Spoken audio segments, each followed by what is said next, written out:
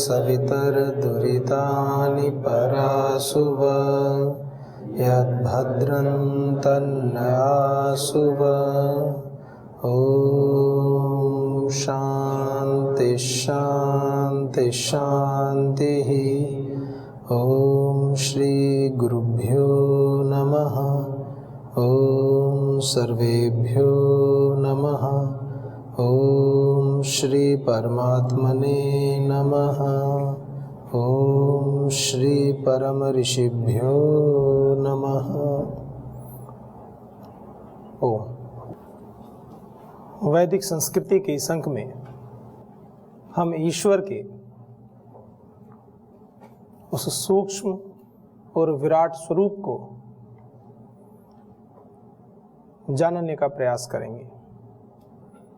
वो सूक्ष्म कितना है कि हमारा जो सामर्थ्य है, मनुष्य का जो सामर्थ्य है,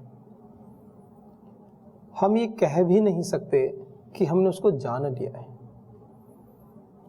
और जो कहते हैं कि हमने जान लिया है, तो उसके विषय में तो शास्त्र ये कहते हैं कि उसने तो कुछ भी नहीं जाना। ऐसे उपनिषदकार कह रहे हैं ऐसे। तो केनोपनिषद में स्वाध्याय क्रम में द्वितीय खंड का जो मंत्र है वो क्या कहता है? यदि मन्यसे सुवेद इति। सुवेद, वेद जानना, सुवेद अच्छे से जानना। यदि मन्यसे, यदि तुम ये मानते हो कि मैं भगवान को जानता हूँ, मैंने जान लिया है, यदि तुम ईश्वर को जानते हो, ऐसा तुम मानते हो यदि कि मैंने जान लिया है, अब कुछ जानना शेष नहीं है।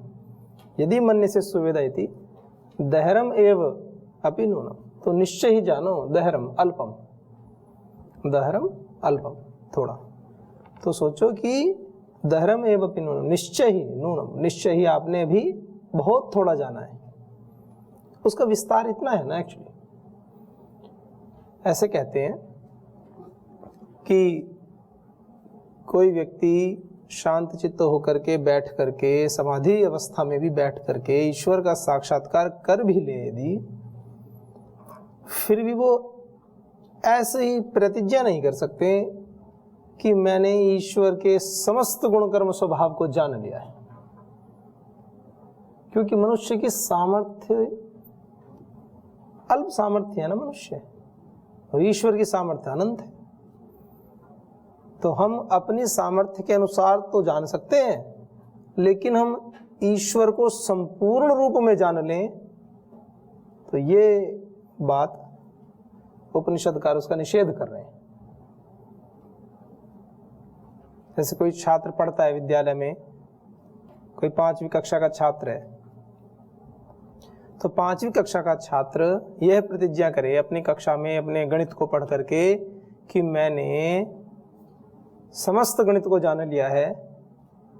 अब दुनिया में जो भी गणित के संबंध में जितनी भी पुस्तकें हैं मुझे पढ़ने की आवश्यकता नहीं है।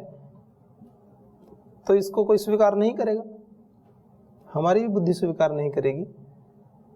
तो ऐसे ही मनुष्य की बुद्धि का जो क्षेत्र है वो सीमित है। ईश्वर की दृष्टि में वो अल्प सामर्थ्य, अत्यंत अल्प सामर्थ्य है। लेकिन वो जो अल्प सामर्थ्य है वो सांसारिक दृष्टि से तो बहुत विशाल है। कहते हैं कि व्यक्ति पुरुषार्थ करे तो नर से नारायण भी बन सकता है, लेकिन वो नर से नारायण बनने की बात एग्जैक्ट नारायण बनने जैसा है क्या? जब कोई व्यक्ति बहुत अच्छे अच्छे कार्य करने लगता है, समाज कल्याण के लिए सर्वस्व अर्पण कर देता है, और जब हमें ऐसा लगता है कि हम उसके जैसे कार्य नहीं कर पाएंगे, हमारी कल्पना से भी परे जाकर के जब वो कार्य करता है, तो हम उसको भगवान की संज्ञा दे देते हैं, अवतार की संज्ञा दे देते हैं। आप देखिए, ये जब इतिहास की बात करते हैं, हमारा लगभग 200 करोड़ वर्षों का यदि इतिहास रहा है, तो उसमें 8-10 लाख साल पुरानी बात कोई बहुत प्राचीन नहीं कही जाएगी। भगवान राम का काल लीजिए, भगवान कृष्ण का काल लीजिए। भगवान राम, यदि हम देखें, थोड़ा विवेकपूर्ण दृष्टि से देखें, तो रामायण क्या है? पूरी रामायण आदर्शों पर ही तो चल रही है। माने एक स्थिति ऐसी है कि पूरा राज्य मिल रहा है, सारी तैयारियां हो रही हैं। आप उस मानसिक चेतना से जुड़िए। शब्द तो सभी ने सुने ही हैं, उस भाव से जुड़िए कि पृष्ठभूमि क्या है कि सब ओर सज्जाएं हो चुकी हैं, समस्त राज्य में सूचनाएं जा चुकी हैं, सभी मित्र राज्यों को यह संदेश दिया जा चुका है कि आज युवराज राम का राज तिलक होना है।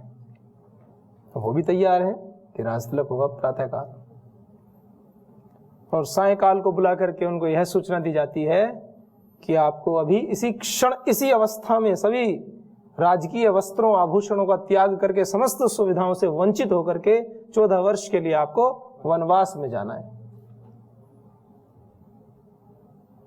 तो ऐसे बताते हैं शास्त्रकार ऋषि महर्षि वाल्मीकि रामायण में, और जो भी जहां भी वर्णन मिलता है उनकी भाव भंगिमाएं भी परिवर्तित नहीं हुई थी। इतनी सहजता, ऐसे थोड़ी ना भगवान राम है। धृति का जो लक्षण, पहला धर्म का जो लक्षण है, वो पहला लक्षण है धृति, धैर्य। धृति क्षमा दमोस्तयम शौचम इंद्रिय निग्रह धीर विद्या सत्यम क्रोध दशकम धर्म लक्षण। धर्म का जो पहला लक्षण है धृति, भगवान राम के चरित्र में कूट कूट कर भरी हुई है, एकदम शांत सहज भाव से। जैसे किसी को कहें कि यह मिष्ठान लोगे या मैं यह मिष्ठान लोगे, तो भी उसके चेहरे पर प्रसन्नता का भाव आ सकता है यदि किसी दूसरे मिष्ठान को वो पसंद करता है। तो बताते हैं कि उनकी भाव भंगिमाएं भी शांत सहज, वही सहज मुस्कान जो पहले थी उस कठोर बात को सुनने के पश्चात भी ऐसी ही बनी रही। और पिताजी माताजी से आज्ञा लेने के बाद भी प्रस्थान का जब समय आया तो भी उस भाव भंगिमा में कोई परिवर्तन नहीं हुआ। तो जब हम इस प्रकार से निर्णयों को देखते हैं तो हमें लगता है यह व्यक्ति सांसारिक नहीं हो सकता। ऐसे गुण कर्म स्वभाव सांसारिक नहीं हो सकते। इस प्रकार से कोई व्यक्ति कैसे इतनी सहजता से कैसे स्वीकार कर सकता है?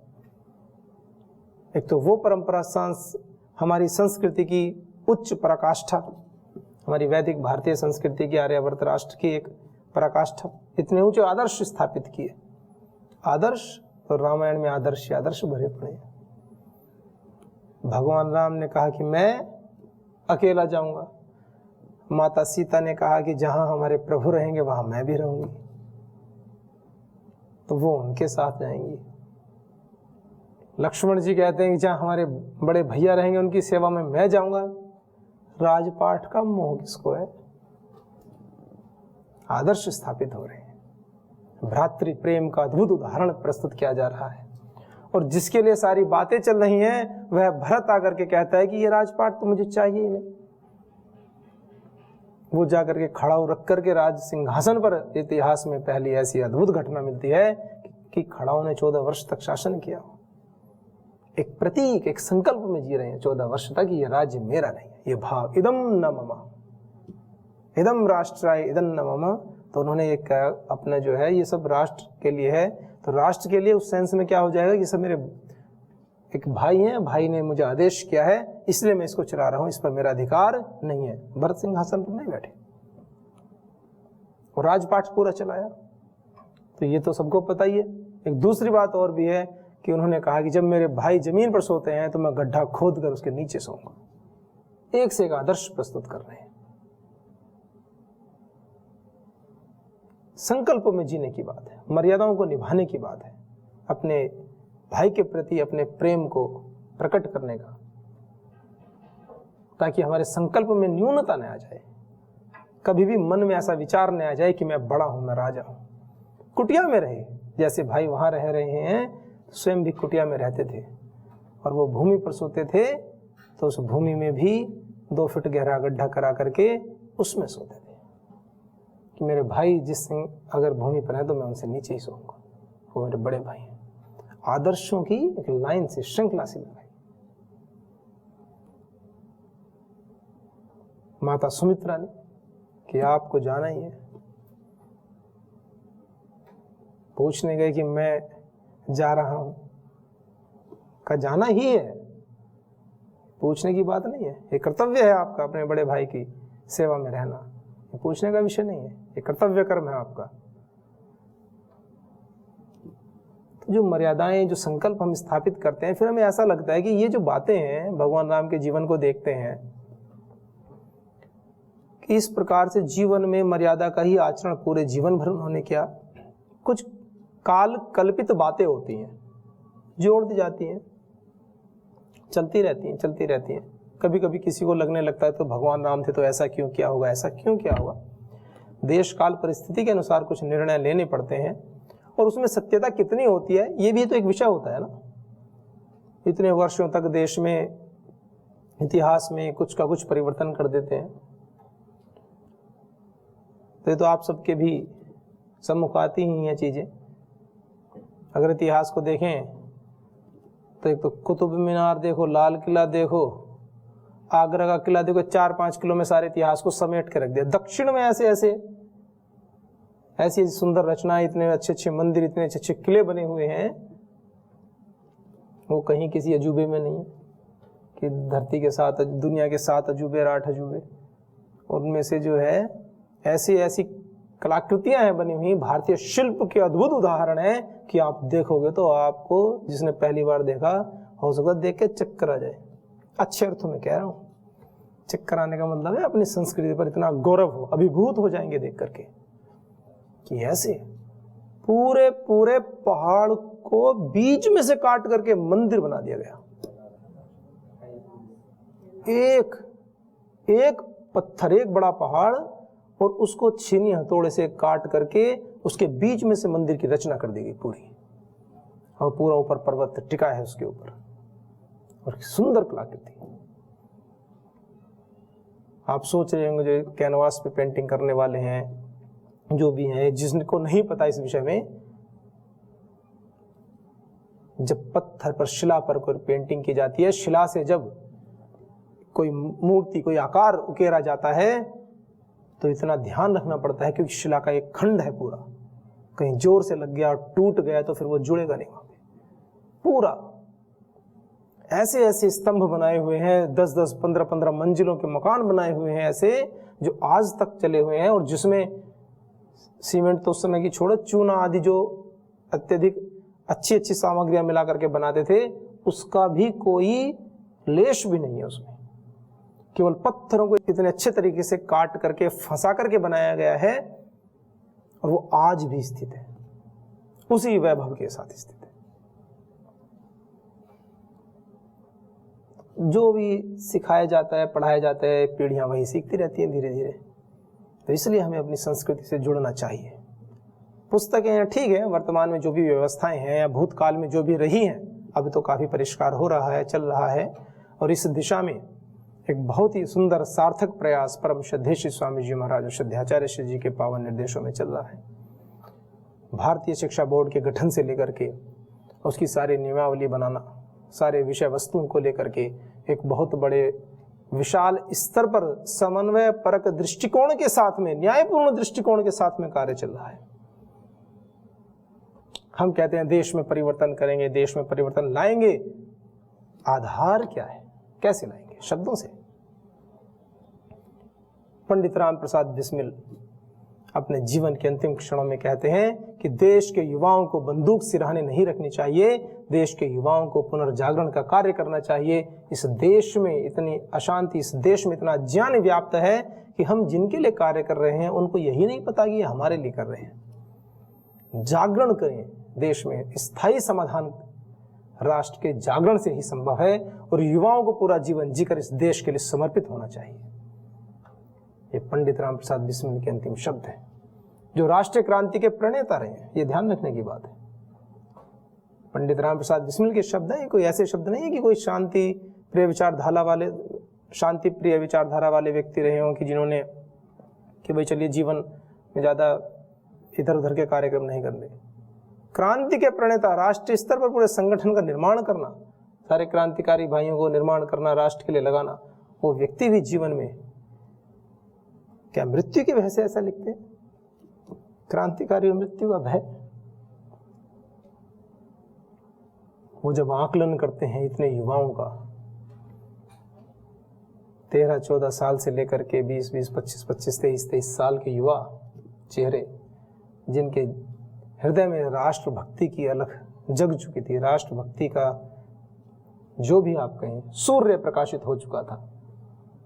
ऐसे जो युवा थे वो जब राष्ट्र की बलिवेदी पर चढ़ते हैं और राष्ट्र में, समाज में जितना लाभ मिलना चाहिए था, जिस अर्थ में वो चाहते थे कि लोग जाने, उस विषय वस्तु में उतने अर्थ में यदि नहीं जान पाते थे, तो उनको ऐसा लगा कि इनको जाकर के यदि ये समाज के बीच में रहते, समाज के बीच में रहकर अपना कार्य करते, तो इस राष्ट्र के लिए कितने उपयोगी हो सकते थे।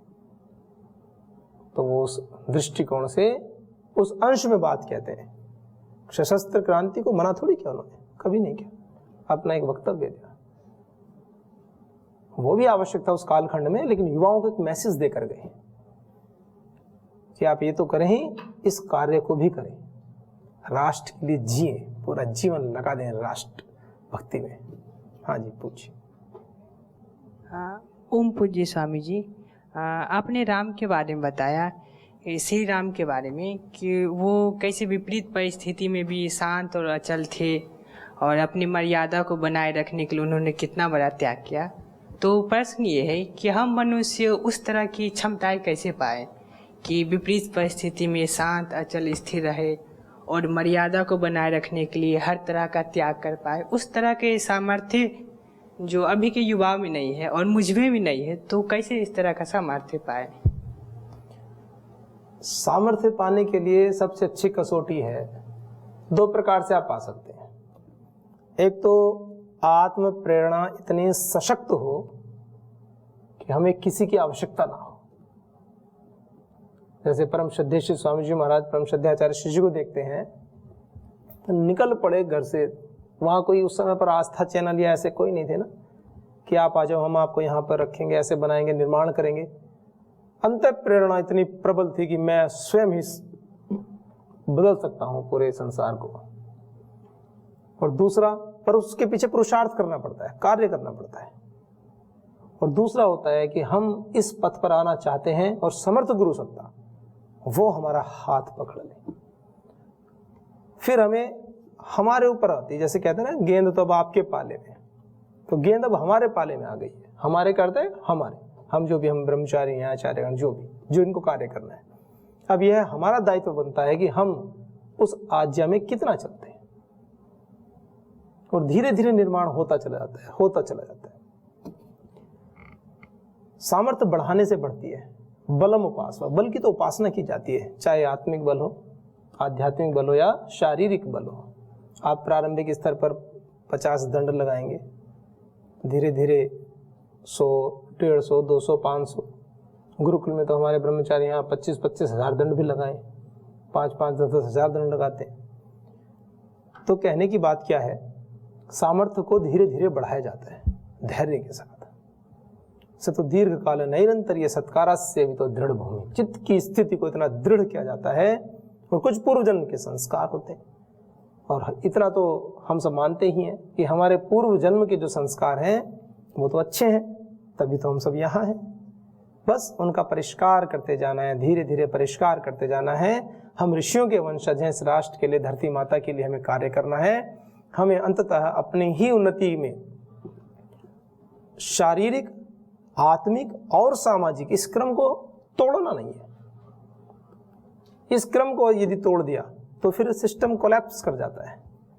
जो व्यक्ति सोचते हैं कि आते ही कि हम एकदम से समाज में परिवर्तन कर देंगे, आते ही पहले दिन से ही, तो पहले भाई अपने शरीर को साधो। जो साध लेता है स्वयं को वो साधो। पहले शरीर को साधो, फिर आत्मिक उन्नति, आत्मा को साधो। आत्मिक उन्नति के सोपान क्या है, क्या चरण है? विद्या आभूषण है। ब्रह्मचारियों का आभूषण क्या है? विद्या। विद्या सिखाती है धैर्य, विद्या सिखाती है मर्यादा, विद्या सिखाती है कैसे विकारों से हट कर रहे। और साक्षात गुरुजनों का सत्संग होता है, गुरुजनों का आशीर्वाद हमें मिलता है, आध्यात्मिक ऊर्जा क्षेत्र उत्पन्न हो जाता है। ये तो आप सबके अनुभव रहे होंगे कि हम कितनी भी पीड़ा में हों, हमें कितनी भी परेशानियां हमारे सामने हो, सम्मुख हो, जब भी हम अपने समर्थ गुरुजनों के समक्ष उपस्थित होते हैं, उनके चरणों में बैठते हैं, तो हमारी जो हृदय की स्थिति है, हमारी जो समस्याएं हैं, वो स्वतः धीरे धीरे कम हो जाती है। हम एक सहज आनंद सा मिलने लगता है, तेरा तुझको अर्पण वाला भाव आने लगता है कि हे गुरुदेव, हमने तो आपके ही चरणों में अर्पण कर दिया है, अब हमें इस समस्या से बाहर निकालो। हमारे अंदर सहज एक ऐसी प्रेरणा उत्पन्न होती है जो हमारे समस्त विकारों को, हमारी समस्त दुर्बलताओं को धीरे धीरे नष्ट कर देती है। तो ये तो सतत अभ्यास है, निरंतरता बनाए रखनी पड़ती है। श्रद्धावान लभते ज्ञानम, श्रद्धा और रित पर आश्रित होती है। श्रद्धा रित पर आश्रित होती है। रित सत्य है, सत्य पर श्रद्धा, अंधश्रद्धा नहीं। तो ऐसे इस प्रकार से हम धीरे धीरे अपने सोपान को बढ़ा सकते हैं, निरंतर योग से। आतुरता नहीं कि 1 वर्ष का मिला कि 14 वर्ष का मिला, प्रश्न समाप्त हो जाता है जहाँ श्रद्धा होती है। गुरुकुल में पहले ऐसे प्रसंग आते हैं कि ब्रह्मचारी आदि जाते थे पढ़ने के लिए ब्रह्मवेत्ताओं के यहाँ, ऋषियों के आश्रम में। कुछ विद्या ही ऐसी है ना, ये ब्रह्म विद्या, ये ऋषियों की विद्या ऐसी नहीं है कि कई दुकान पे 100 रुपये दिए कि लाओ जी ये सामान दे दो, ऐसी नहीं है, तुरंत वाला कार्यक्रम नहीं है ये तो कहा ना कि हमारे अब तक के जीवन की जो आध्यात्मिक यात्रा है उसका परिणाम है ये जीवन। ये छोटी बात नहीं है। आंख बंद करके एक बार चिंतन तो करो, इस दुनिया में 700 करोड़ लोगों में से इस वैदिक पथ पर, इन वेद तो सभी मानते ही हैं, वेद शास्त्र दर्शन उपनिषद, राष्ट्र कल्याण के कार्य कितने, कौन संस्था कितने कार्य कर रही है, कितने करने वाली है, ये आप सब प्रबुद्ध व्यक्ति हैं। आंख बंद करके चिंतन तो करो एक बार कि 30-35 वर्षों में राष्ट्र के लिए सकारात्मक दिशा में कितने कदम उठे हैं। आज इस विषय में भी, शिक्षा के क्षेत्र में भी, कृषि के क्षेत्र में भी, योग आयुर्वेद, हर विषय से स्वदेशी के क्षेत्र में भी व्यक्ति कहते रहते हैं स्वदेशी बनाओ, और वो घर जाते हैं तो कोलगेट मिलता है उनको करने के लिए।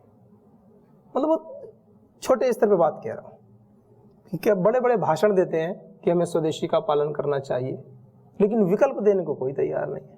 और जो विकल्प देते भी हैं तो वो ऐसी स्थिति में होते हैं कि उनको चलाना ही भारी हो जाता है।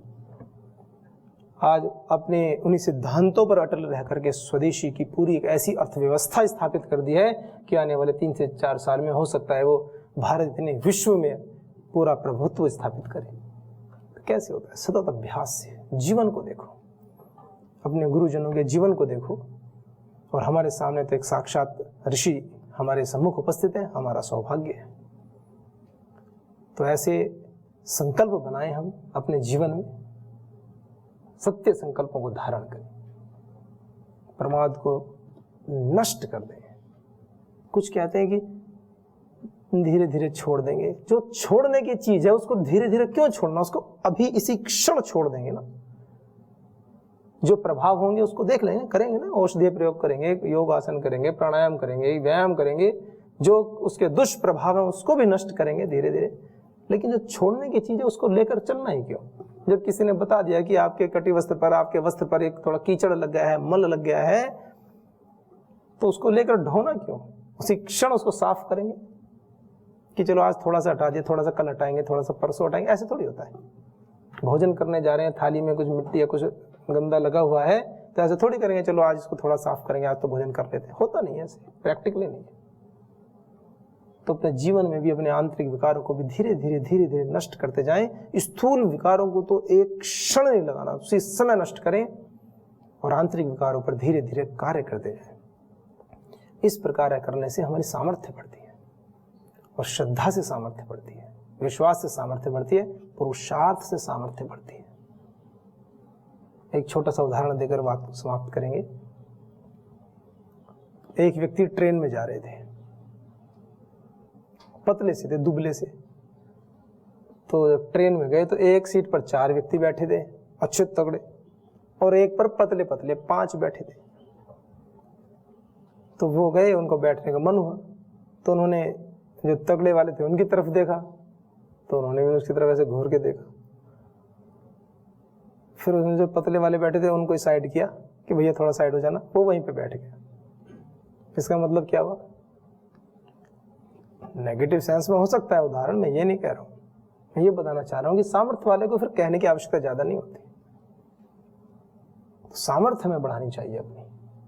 फिर संसार में हमें बहुत कुछ, हर समय लड़ाई झगड़ा, हर समय कुछ नहीं करना होता है, एक बार स्थापित करना होता है, पर उसके लिए निरंतर पुरुषार्थ, निरंतर ही आवश्यक है। तो महर्षि पतंजलि का ये सूत्र है, सतु दीर्घ काल नैरंतर्ये सत्कारा सेवितो दृढ़ भूमि। हालांकि एक अलग प्रसंग में है बात, योग में चित्त की स्थिति को कैसे हम अच्छा बनाएं, लेकिन ये सभी प्रसंग में होती है। जो सत्य शास्त्र होते हैं वो सामाजिक परिस्थितियों पर भी कार्य करते हैं, क्योंकि व्यावहारिक सत्य है ना। शास्त्र तो जीने के लिए है, कुछ लोग कहते हैं शास्त्र पढ़ने के लिए। पढ़ करके क्या करें, पढ़ करके जीना ही तो सिखाते हैं शास्त्र। महाभाष्यकार लिखते हैं व्याकरण में, यथा लोके तथा व्याकरणे, जो लोक में प्रचलित है वही तो मैं व्याकरण में लिख रहा हूं। तो शास्त्र भी तो वही है, जीवन जीने की कला सिखाते हैं शास्त्र। शास्त्र पढ़ करके वैसा जीना, इसलिए तो शास्त्र बने हैं। ये केवल वाणी विलास के लिए, कर्ण विलास के लिए नहीं है कि अच्छे से बोल दिया और अच्छे से सुन लिया। इसको जीवन में उतारो, जीवन में घटाओ। तो अपने सामर्थ्य को सभी बढ़ाएं। तो ईश्वर सबको ऐसी प्रेरणा करें, सबके अंदर इतना सामर्थ्य उत्पन्न करें कि सदैव आनंद में रह करके अपने उत्साह में वृद्धि करें। और 2 दिन से ये मंत्र भी शुरू ही नहीं हुआ है, तो कल इसको शुरू करेंगे।